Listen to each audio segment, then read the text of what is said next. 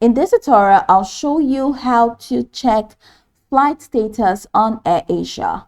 The first thing I'd like you to do is to launch your Airasia account, which of course I have done right here. The next thing is, how can you create an account on Airasia? Pretty simple.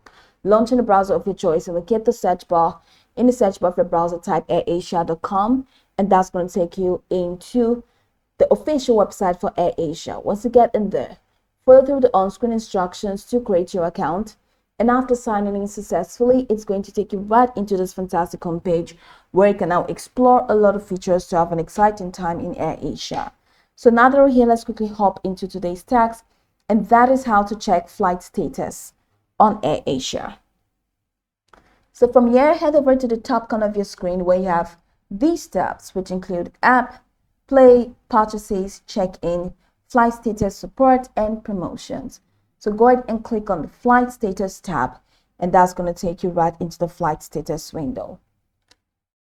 Now, search by flight number or route for flight status information. And for airport and terminal information, please search in at airport and terminals. So search by flight number, enter your flight number here. So enter your airline code and flight number, for example, AK6117. After doing that, enter the departure date, the exact departure date for that flight. And after doing that, go ahead and click on Find Flight. And once you click on Find Flight, it's going to take you to the window where you can now track your flight. So you can also search by routes by clicking on Search by Route. So from, enter the from for that trip, and then to, and of course the departure date. And once you're done, go ahead and click on Find Flight. So as you click on Find Flight, it's going to take you to the window where you can now check your flight status. So that's pretty much the process. This is how you can check flight status in Airasia.